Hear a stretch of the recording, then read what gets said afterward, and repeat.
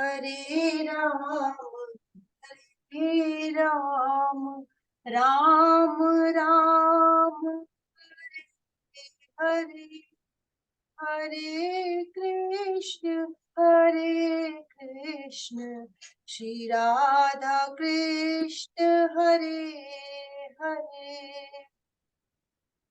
जय श्री राम। जय श्री राम जी।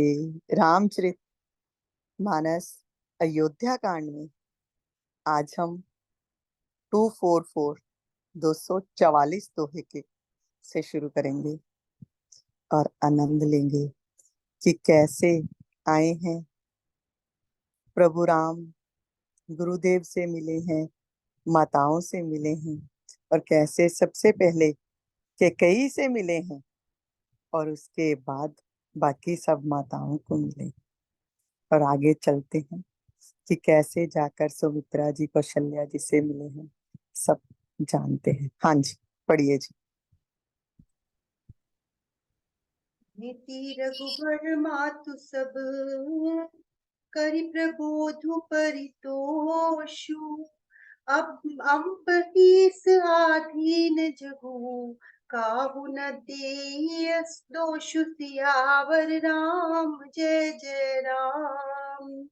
गुरतीय पद बंदे दुहु भाई सहित विप्रतीय जे संग आई गंग गौरी सम सब सन्मानी देहि असीस मुदित मृदुबानी गही पद लगे सुमित्रा अंका जनु भेटी संपत्ति अतिरंका पुनि जननी चरणनि दो भ्राता परे प्रेम व्याकुल सब गाता अति अनुराग अम्ब उड़लाए नयन स्नेह सलिल अनवाए तेहि अवसर कर हर्ष विषादु गिमि कवि कहे मूक जिनि स्वादु मिली जननी सानुज रघुराऊ गुरु सन कहु कि धारिय पाऊ पुरजन पाई मुनीस नियोगु जल थल तकी तकी उतरे उलोगु महिसुर मंत्री मातु गुर गने लोग लिए साथ रामा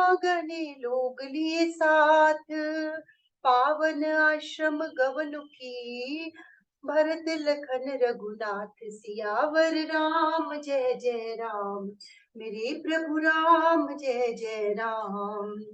सिय आई मुनिवर पग लागी उचित असीस लही मन मागी गुरपति निह मुनि तियन समेता मिली प्रेमु की जाई न जेता बंदी बंदी पग सिय सब ही के आसिर बचन लहे प्रिय जी के सासु सकल जब सिय निहारी मुदे नयन सहमि सुकुमारी परी बधिक बस मन मराली काह कीन कर तार कुचाली तिन सिय निरखी निपट दुख पावा सो सबु सहिय जुग देऊ सहावा जनक सुता तब उर धरि धीरा नील नलिन लोयन भरि नीरा मिली सकल सासुन सिय जाई तेहि अवसर करुणा मही छाई लागी लागी पग सब निसिय भेटति अति अनुराग हृदय असीस ही प्रेम बस रहियौ भरी सोहाग सियावर राम जय जय राम मेरे प्रभु राम जय जय राम। जय श्री राम जी। प्रभु आए हैं, पहले सबसे जाकर माता कैकेयी से मिले हैं, क्योंकि उन्हें पता है कि माता कैकेयी जो है वो सोच में पड़ी हुई है कि मैंने ये क्या किया, और गए हैं और किसी सरल स्वभाव से ही उनके पास गए हैं और उनके पास जाकर काल कर्म और विधि के ऊपर दोष रखकर उन्हें समझाया है और सबको भी समझाया है कि ये तो होनी थी, ऐसा होकर ही रहना था, इसमें माता कैकेयी का कोई भी दोष नहीं है। फिर दोनों भाइयों ने ब्राह्मणों की स्त्रियों को, गुरु जी पत्नी को चरणों को प्रणाम किया और गंगा गौरी के समान ही उनको प्रणाम किया है। माँ गंगा समझकर, माता गौरी समझकर।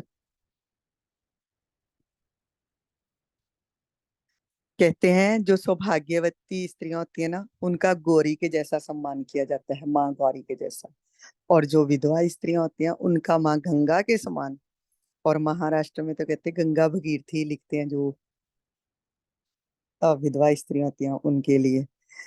तो फिर उसके बाद क्या किया है, जाकर सुमित्रा जी से मिले हैं और उनके पास तो ऐसे उनकी गोद में जाकर चिपक गए हैं जैसे दरिद्री को संपत्ति मिल गई हो। और यहाँ पर ये क्यों लिखा गया है, क्योंकि जो सुमित्रा जी है ना, वो परम भक्त भक्ता है प्रभु जी, प्रभु की। और सुमित्रा माता ने दोनों को हृदय से लगा लिया है। सुमित्रा जी ऐसी भक्त है प्रभु की। जय हो। फिर गए हैं अपनी जननी के पास, माता कौशल्या के चरणों में पड़ गए हैं। माता ने भी तुरंत उठाकर छाती से लगा दिया है। प्रेम अश्रुओं की धारा बह चली है। यहाँ पर तो माता ने हृदय से लगाया है, और सुमित्रा जी के पास तो प्रभु खुद जाकर उनके हृदय से लग गए थे। जय।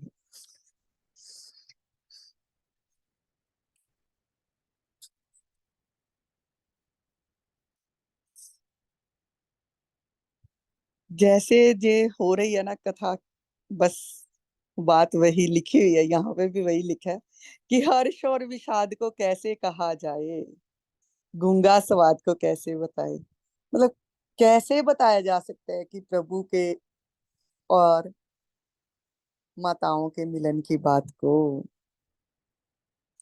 तब माता कौशल्या से मिले हैं भाई सहित, और गुरु से कहा है कि आश्रम पर पधारिए। और मुनिवर वशिष्ठ जी की आज्ञा पाकर सभी लोग चल दिए। और वहां पर देखा है जहां पर जल सही है, जगह भी है, रुकने के लिए स्थान देखकर सब लोगों ने वहीं पर आसन लगा लिए हैं। और ब्राह्मण, मंत्री, माताओं और गुरु और कुछ लोगों को लेकर भरत जी, लक्ष्मण जी और श्री रघुनाथ जी जो हैं अपने आश्रम की ओर चल दिए। अब जब आश्रम में पहुंचे, क्योंकि सीता जी को वहीं ऊपर छोड़ आए थे, जब ये सुनते ही नीचे की ओर भाग आए थे। जब ये सुना था कि गुरुदेव आए हुए हैं नीचे, और देखो यहाँ पर अभी तक पता नहीं चला है प्रभु को राजा दशरथ के बारे में। और अब जब लेकर चले हैं सारे, वहां पर नीचे ही प्रजा को छोड़ दिया है सबको कि यहाँ पर जल है, नदी है, तो यहाँ पर ही आप डेरे लगाइए, वहां पर डेरे लगवा दिए हैं। और कुछ गिने चुने लोगों को लेकर ऊपर अपनी कुटिया की ओर पहुंचे हैं। तो वहां पर सीता जी हैं। तो सीता जी जो हैं आकर मुनि श्रेष्ठ वशिष्ठ जी के चरणों में लगी और मन मांगी उचित आशीष पाई। ये नहीं कहा कि क्या आशीष दी है, जो सीता जी की मन चाहिए आशीष थी वो गुरुदेव ने दी है। फिर सीता जी जो हैं गुरु पत्नी अरुंधति से मिली। और माता गुरु पत्नी का तो ऐसा प्रेम है सीता जी के साथ, क्या कहें उसके बारे में। सबके चरणों की अलग अलग वंदना करके अपने हृदय को अनुकूल लगने वाले ही आशीर्वाद पाए हैं। सीता जी को जैसे आशीर्वाद उनके हृदय के अनुकूल थे वैसे ही सबने दिए। पति चरणों में तुम्हारा अनुराग हो, पति की प्रिया बनी रहो, यही सबसे आशीर्वाद मिला है। और जब पहुंची हैं सासुओं के पास, अपनी सासुओं के पास, तो उनकी दशा देखकर तो ऐसा लग रहा है ना जैसे राजहंसनियां जो हैं किसी शिकारी के शिकार हो गई हैं। और अभी क्या हालत है राजमाताओं की, वैधव्य के पूरे उन्होंने चिन्ह धारण नहीं कर रखे, थोड़ा सा छिपा कर रखा है कि राम को जो है, सीता लक्ष्मण और राम को गुरुदेव ही बताएंगे राजा की मृत्यु के बारे में। पर जब सीता जी ने देखा है ना, तो एकदम से सहम गई है कि ये क्या, कितनी बुरी हालत। और वो यही सोच रही हैं कि हमारे कारण ही माताओं की ये बुरी हालत हो गई है, हमारे वन गमन के कारण ही माताएं इस दशा में, कैसा चेहरे कुमला गए हैं। और ऐसा लग रहा है जैसे कोई राजहंसनिया जो है ना, वो शिकारी ने पकड़कर उनको जाल में बांध लिया हुआ है। जब देखा है उनको, नेत्रों में जल भर आया है और मिली है। और उस समय ऐसा करुणा रस छा गया है ना। देखो, जब अन्नपूर्णा माँ सीता के आंखों में जल भर आया, तो करुणा तो हर ओर छा ही जाएगी। सबके पैरों में लग लग कर प्रेम से मिल रहे हैं, और सब सासुएं क्या कर रही हैं, स्नेह व हृदय से आशीर्वाद दे रही हैं, सौभाग्यवती रहो, सौभाग्यवती भव। गुरु ने, गुरु पत्नी ने और मुनियों की पत्नियों ने तो आशीर्वाद दिया है सीता माँ के अनुकूल, और सबने यहाँ माताओं ने आशीर्वाद दिया है, सौभाग्यवती भव। आगे चलते हैं। हाँ जी,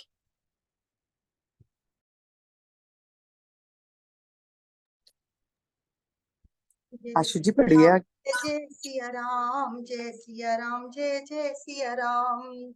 बिकल स्नेह सिय सब रानी, बैठन सब ही कहो गुरु ज्ञानी। कही जग गति माइक मुनि नाथा, कहे कछुक परमारथ गाथा। नृनु नृप कर सुरपुर कवन सुनावा, सुनि रघुनाथ दुसह दुख पावा। मरन हेतु निज नेहु बिचारी, वे अति बिकल धीर धर धारी। पुलिस कठोर सुनत कटुबानी, बिलपत लखन सिय सब रानी। शोक बिकल अति सकल समाजू, मनहु राजू अकाजेउ आजू। मुनिबर बहुरी राम समुझाए, सहित समाज सुसरित नहाए। व्रत निरंबु तेहि दिन प्रभु कीन्हा, मुनिहु कहे जलु काहु न लीन्हा। भोरु भय रघुनंदन ही, जो मुनि आय सुदीन। श्रद्धा भक्ति समेत प्रभु, सो सब सादर कीन। सियावर राम जय जय राम। करिपत क्रिया वेद जसि बरनी, वे पुनीत पातक तम तरनी। जासु नाम पावक अघतूला, सुमिरत सकल सुमंगल मूला। शुद्ध सुभयउ साधु सम्मत, अस तीरथ आवाहन सुर सरिजस। शुद्ध भये दुई बासर बीते, बोले गुर सन राम प्रीते। नाथ लोग सब निपट दुखारी, कंद मूल फल अम्बु आहारी। सानुज भरतु सचिव सब माता, देखी मोहि पल जिमि जुग जाता। सब समेत पुर धारिय पाऊ, आपु इहाँ अमरावती राऊ। बहुत कहु सब कियउ डिठाई, उचित होई तस करिय गुसाई। धर्म सेतु करुनायतन, कस न कहु अस राम रामा, कस न कहु अस राम। लोग दुखित दिन दुई दरस, देख लहो विश्राम। सियावर राम जय जय राम, मेरे प्रभु राम जय जय राम।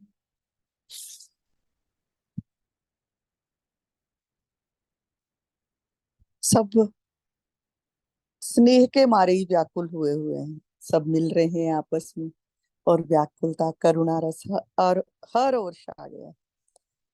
तब गुरुदेव ने ना सबको बैठ जाने के लिए कहा, और फिर परमार्थ की कथाएं, भूमिका बांधनी शुरू कर दी है ना, कि राजा की मृत्यु के बारे में अब राम सीता और लखनलाल को बताना है। तो गुरुदेव ने सबको बैठाकर कथाएं शुरू कर दी हैं, कुछ सुनाने लगे हैं। सुनाते, जगत माया का है, इसमें कुछ भी नित्य नहीं है, ऐसी ऐसी शोक निवारण के लिए ऐसे ऐसे उपदेश दे रहे हैं। और देते देते ही कहा है कि राजा दशरथ जी वो हैं, वो भी स्वर्ग गमन कर गए हैं। सुन रघुनाथ दुसे दुख पावा, मरण हेतु निज नेह बिचारी। बेअति बिकल धीर दुर्धारी। जब ये सुना है ना रघुनाथ जी ने, तो इतने दुखी हो गए, विकुल हो उठे हैं। कि मेरे कारण, मेरे स्नेह के कारण ही जो है राजा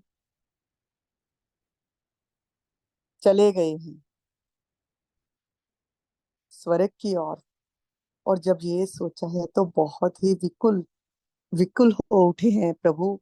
और जब वो प्रभु विकल हो उठे हैं तो फिर गुरुदेव ने उन्हें कैसे समझाया है। गुरुदेव ने लोक वेद रीति से नहीं समझाया उन्हें कि राम आप ऐसे हो। तो उन्होंने कैसे समझाया है, राम सब रूप से ही समझाया है कि आप ही सब जीवों में रम रहे हैं, आपकी चैतन्यता से ही सब जग चैतन्य है। और अगर आप ही अचेत हो जाएंगे तो फिर तो सारा जगत अचेत हो जाएगा। आप संसार वृक्ष की जड़ हैं, जड़ के सूखने से वृक्ष नष्ट हो जाता है। तो आप ऐसे व्याकुल होंगे तो सब जगत का अमंगल ही होगा। अब ऐसा समझाया है गुरुदेव ने। तो समाज सहित गए हैं राम जी और मंदाकिनी ने स्नान किया है। देखो, प्रभु ने यहाँ भी लीला करके बताई है ना कि अगर मैं मनुष्य रूप में हूँ, पुत्र के रूप में हूँ, तो कैसे राजा दशरथ का मरण सुनकर अचेत हो गए। और जब अचेत हुए हैं तो कैसे गुरु ही आकर हमें चेतना में लाते हैं। कैसे गुरुदेव वशिष्ठ जी आकर उन्हें चेतना में ला रहे हैं कि अगर आप ही ऐसे विकल हो जाओगे तो सारा जगत ही विकल हो उठेगा।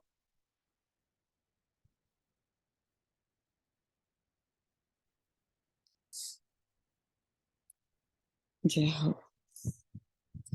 अब प्रभु राम ने जब मंदाकिनी में स्नान किया सब समाज के सहित और निर्जल व्रत किया है। मुनि वशिष्ठ जी के ने कहा है सबको कि नहीं, व्रत की जरूरत नहीं है। तो पर फिर भी मुनिदेव की आज्ञा भी इस समय सबने नहीं मानी और किसी ने भी जल ग्रहण नहीं किया। अब दूसरे दिन जब सवेरा हुआ है तो मुनि वशिष्ठ जी ने जैसे जैसे रघुनाथ जी को आज्ञा दी है, सब कार्य प्रभु ने श्रद्धा भक्ति सहित आदर के साथ किया है। और जैसे भी पिता की क्रिया करते हैं वैसे ही कर कर पाप रूपी अंधकार के नष्ट करने वाले सूर्य रूप श्री रामचंद्र जी शुद्ध हुए। और यहाँ पर देखो कह रही हैं कि जैसी लिखी गई है ना वेदों में रीति, वैसे ही सब किया है। और यहाँ पर इसलिए तुलसीदास जी ने लिखा है कि जिनका नाम ही पाप रूपी रुई को तुरंत जला देने के लिए अग्नि है, और जिनका स्मरण मात्र ही समस्त शुभ मंगलों का मूल है, तो वह नित्य शुद्ध बुद्ध भगवान श्री रामचंद्र जी हैं। पर फिर भी जो गुरुदेव ने आज्ञा दी है वैसा ही सब करके शुद्ध हुए हैं। और कहते हैं साधुओं की ऐसी सम्मति है कि उनका शुद्ध होना ऐसा ही है जैसा तीर्थों के आवाहन से गंगा जी शुद्ध होती हैं। जैसे देखो, गंगा जी तो शुद्ध ही है, गंगा स्नान के लिए ही सब आते हैं ना। तो कहते हैं ना, तीर्थों का आवाहन करते हैं कि गंगा जी शुद्ध हो जाए। तो वैसा ही श्री राम जी का शुद्ध होना बताया है।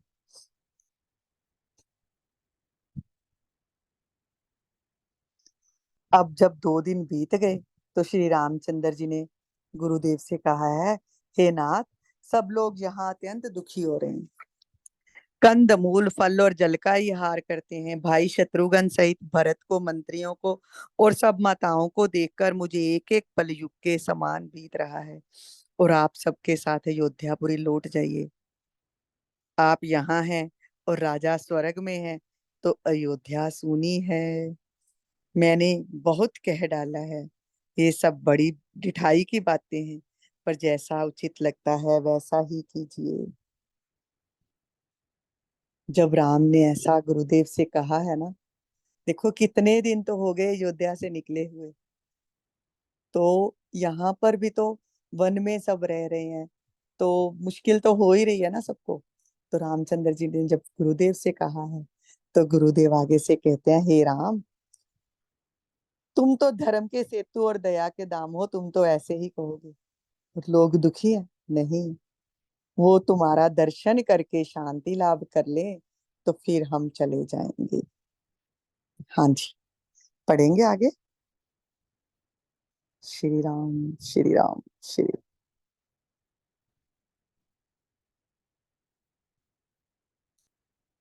आपका म्यूट है आशु जी। जय सिया राम जय सिया राम जय जय सिया राम। राम बचन सुनि सब है समाजू, जनु जल निधि महु बिकल जहाजू। सुनि गुर गिरा सुमंगल मूला, भयो मन उमारत अनुकूला। पावन पय तिहु काल नहाही, जो भी किया ओघ न साही। मंगल मूर्ति लोचन भरी भरी, निरखहि हर्षि दंडवत करि करि। राम सैल बन देखन जाहि, जह सुख सकल सकल दुख नाही। झरना झरहि सुधा समबारी, त्रिविध ताप हर त्रिविध बयारी। बिटप बेली तृण अगणित जाति, फल प्रसून पल्लव बहु भांति। सुंदर सिला सुखद तरु छाही, जाई बरनी बन छवि किहि पाही। सरनि सरोरहु जल बिहग, कूजत कुंजत भृंग। बैर बिगत बिहरत बिपिन, मृग बिहंग बहुरंग। सियावर राम जय जय राम। पोल की रात भिल्ल बनवासी, मधु सुचि सुंदर स्वादु सुधासी। भरी भरी परन कुटीर चिरूरी, कंद मूल फल अंकुर जूरी। सबहि देहि करि विनय प्रणामा, कहि कहि स्वाद भेद गुण नामा। देहि लोग बहुमूल न लेहि, फेरत राम दुहाई देहि। कहहि सनेह मगन मृदु बानी, मानत साधु प्रेम पहिचानी। तुम सुकृत हम नीच निषादा, पावा दर्शन राम प्रसादा। हमहि अगम अति तरस तुम्हारा, जस मरु धरनी देव धुनि धारा। राम कृपाल निषाद निवाजा, परिजन प्रजौ चहई जस राजा। यह जिय जानि सको च्युत जी, करिय छूहु लिखनेहु। हमहि कृतारथ करन लगी, फल तृण अंकुर लेहु। सियावर राम जय जय राम, मेरे प्रभु राम जय जय राम। अगला भी पढ़ दीजिए, इसके साथ ही है ना मेरे। जय सिया राम जय जय सिया राम, जय सिया राम जय जय सिया राम। तुम प्रिय पाहुन बन पगुधारे, सेवा जो गुण बाग हमारे। देव काह हम तुम्ही को साई, ईंधन उपात की रात मिताई। यह हमारी अति बड़ी सेवकाई, लेहिन बासन बसन चुराई।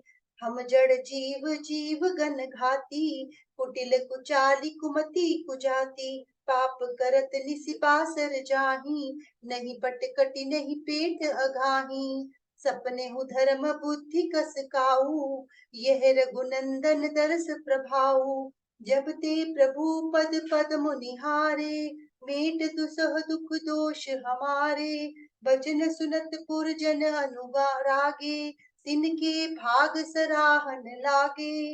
लागे सराहन भाग सब अनुराग, भजन सुनावही बोलनी मिलनी। सिया राम चरण सनेहु लखी सुख पावही। नर नारी निद रही, नेहु निज सुनि कोल भिल्लनि। की गिरा तुलसी कृपा रघुबंश मणि की, लोह ले लौका तिरा। प्रतिदिन प्रमुदित लोग सब, बिहरहि बन चहुर। भय पीन पावस प्रथम, जल ज्यों दादुर मोर। सियावर राम जय जय राम, मेरे प्रभु राम जय जय राम।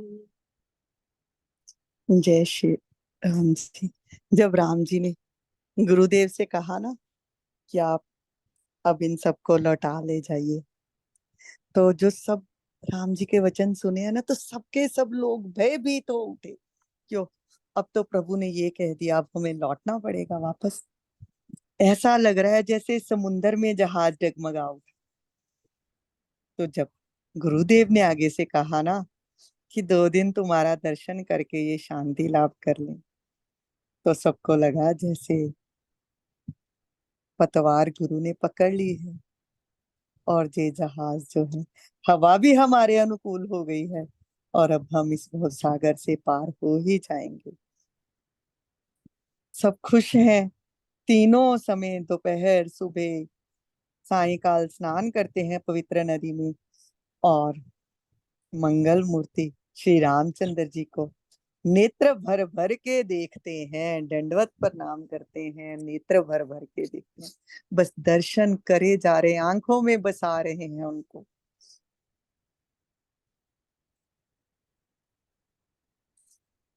कहते हैं कामदगिरी पर्वत ऐसा है, वन ऐसा है, वो सभी सुख ही सुख है, राम वहां है तो सुख तो रहेंगे ही। और सीता जी वहां है तो हर और आनंद रहेगा ही रहेगा। झरने अमृत के समान झल झरते हैं और शीतल मंद सुगंध हवा बह रही है, जो कि तीनों प्रकार के तापों को ही हर लेती है। ताप कौन से होते हैं? आध्यात्मिक होते हैं, आदि भौतिक होते हैं, आदि दैविक होते हैं। तीनों प्रकार के ताप होते हैं, हम गीता जी में जो पढ़ ही चुके हैं कैसे ये ताप, और सब तरह के संतापों को हर रही है वहां की सुगंधी। ऐसी फैली हुई है प्रभु नाम की सुगंध। जब प्रभु नाम की सुगंध फैल जाती है ना, तो सब दुख संताप दूर हो जाते हैं। और कैसे कैसे वृक्ष हैं, लताएं हैं, फल फूल पत्ते हैं, सुंदर शिलाएं हैं, वृक्षों की छाया जो है सुख देने वाली है। और इस वन की कैसे शोभा वर्णन की जा सके। पर यही वन बिना राम के कैसा था, और यही राम के आ जाने से ये वन भी अयोध्या वासियों के लिए अब पहुंचे हैं, राम के दर्शन कर रहे हैं, तो उनके लिए ये वन भी उपवन के समान ही हो गया है। तालाब ऐसे हैं, यहाँ पर कमल खिल रहे हैं, जल के पक्षी कूंज रहे हैं, भौरे गुंजार कर रहे हैं, और बहुत रंगों के पक्षी और पशु जो हैं वैर रहित होकर ही यहाँ पर विहार कर रहे हैं। कोल किरात और भील आदि वन के रहने वाले लोग पवित्र सुंदर और अमृत के समान स्वादिष्ट जो शहद है ना, उनके सुंदर दोने बनाकर,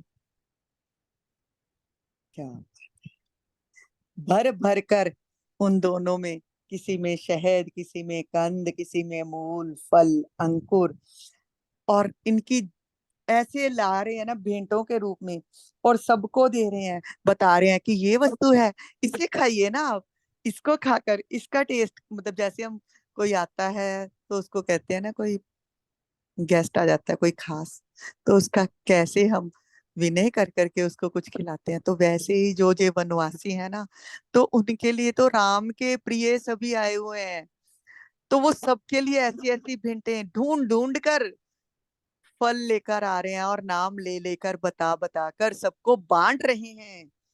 लोग दाम देना चाहते हैं कि यही वनवासी तो यही चीजों के बहुत ऊंचे दाम लेकर बेचते थे, तो लोग दाम देना चाहते हैं। और ये वनवासी उनसे हाथ जोड़ देते हैं आगे कि हम ये दाम, पैसे आपसे दाम नहीं लेंगे, ये हमारे प्रेम को देखिए, आप जो ये दाम देंगे, पैसे दे देंगे इनके, तो ये तो हमारे प्रेम का तिरस्कार होगा। और आप तो पुण्यात्मा हैं, आप तो राम के प्रिय हैं, तो हम तो नीच जाति के निषाद हैं, और हमने तो श्री राम जी की कृपा के कारण ही उनके इस सारे समाज के दर्शन पाए हैं, तो ये तो हम आपके लिए प्रेम पूर्वक भेंट लेकर आए हैं, इसे स्वीकार कीजिए। देखो कैसे उन जो निषाद हैं सबका कैसे प्रेम बताया गया है। कहते हैं हमने ये राम के समाज के दर्शन ही जो हैं बड़े दुर्लभ थे, जैसे मरुभूमि के लिए गंगा जी की धारा दुर्लभ है, और कृपालु श्री रामचंद्र जी ने निषाद राज पर कैसी कृपा की है, और वैसी ही कृपा आप भी हम पर कीजिए, और ये हमारी भेंट स्वीकार कीजिए। एक तो कितनी दूर दूर से उनके लिए पूरे जंगल में से छांट छांट कर बढ़िया फल ला रहे हैं। और जो मधुमक्खियों के छत्ते में से बढ़िया मधु उतार कर लाकर उनको भेंट स्वरूप दे रहे हैं। और साथ में उनसे विनय पूर्वक याचना कर रहे हैं कि हमारी भेंट को स्वीकार कीजिए। जैसे आपके राजा राम जो है निषाद राज पर कृपा कर रहे हैं, आप हम पर कृपा कीजिए। जय हो। आप हमारे वन में पधारे हैं, आपकी सेवा करने के योग्य हमारे भाग्य नहीं है। हम आपको क्या देंगे? हम तो भील हैं। हम तो बस आपको लकड़ी दे सकते हैं, पत्ते दे सकते हैं। और हमारी तो यही सेवा है, क्योंकि पहले तो जब जंगल से लोग जाते थे तो भील आकर उनके कपड़े चुरा कर ले जाते थे, गहने चुरा कर ले जाते थे। तो कहते हैं हम तो, हमारी तो यही सेवा है, क्योंकि हम तो जड़ बुद्धि हैं, जीवों की हिंसा करने वाले हैं, कुटिल हैं, कुचाली हैं, कुबुद्धि हैं, कुजाती हैं। हमारी तो यही सेवा है कि हम आपके कपड़े बर्तन नहीं चुरा के लेके जा रहे। हमारे तो दिन रात ही पाप करके बीतते थे। ना तो देखो हमने कपड़े पहने हैं, ना ही हम पेट भर कभी खाते हैं। और धर्म का तो हमें कुछ पता ही नहीं है कैसा। ये सब तो श्री रघुनाथ जी के दर्शन का ही प्रभाव है कि हमारे सारे दुख दोष मिट गए जब से हमने प्रभु के चरण कमल देखे हैं। तो आप हमारी इस भेंट को स्वीकार कीजिए। देखो प्रभु के दर्शनों का कैसा प्रभाव तुलसीदास जी ने जहां पर लिखा है कि वो सबके सब निषाद कैसा कह रहे हैं कि हम चोर हैं, हम तो चुरा लेते थे, हम तो छीन लेते थे, जंगल में कोई भी आता था उससे सब कुछ मार देते थे उनको, और नहीं मारेंगे तो उनको लूट लेते थे हम। पर देखो प्रभु के दर्शनों का ऐसा प्रभाव है, हमारी बुद्धि ही पलट गई है। और हम अगर आप सबके लिए भेंट लेकर आए हैं तो आप इसे स्वीकार कीजिए। उनके जब ये बातें सुनी है ना, तो अयोध्या वासी जो हैं वो भी प्रेम से भर गए, क्योंकि प्रेम भरी बातें हैं।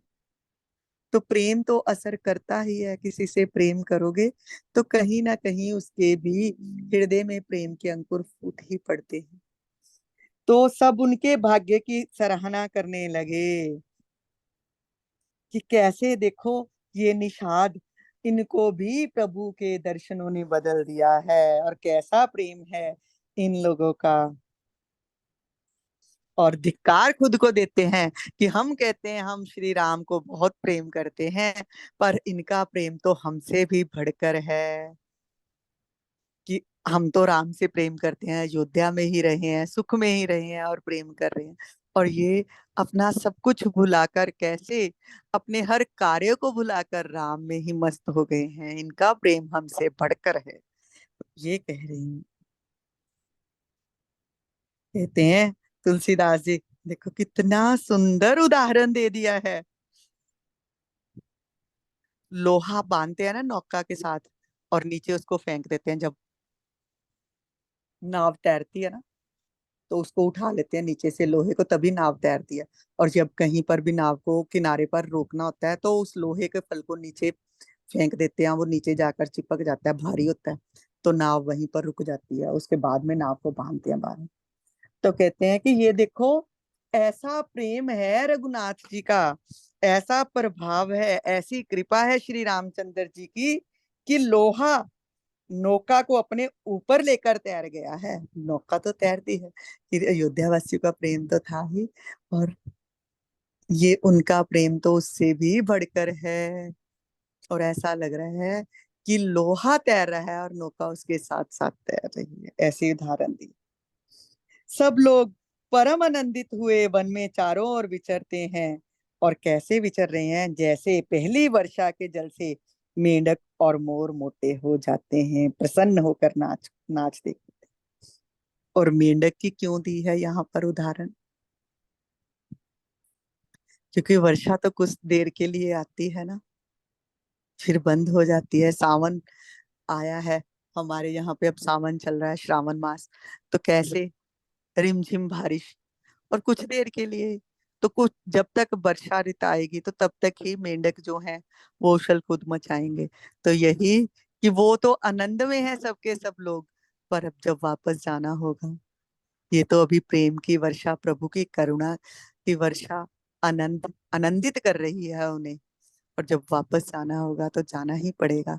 तो इसीलिए तुलसीदास जी ने यहाँ बड़ी चतुराई से उनकी तुलना की है कि जैसे पहली वर्षा के जल से मेंढक और मोर प्रसन्न होकर नाचते कूदते हैं, वैसे ही लोग दिनों दिन परम आनंदित होकर वन में चारों ओर विचरते हैं।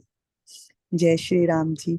यहाँ आनंद में ही मगन होते हुए आज यही विश्राम करेंगे, इसी आनंद को अपने हृदय में समाते हुए कि कैसे आनंदित हो रहे हैं सब एक दूसरे के प्रेम को देखकर, और कैसा लोहा भी जो है वो भी नौका को लेकर तैर उठी है।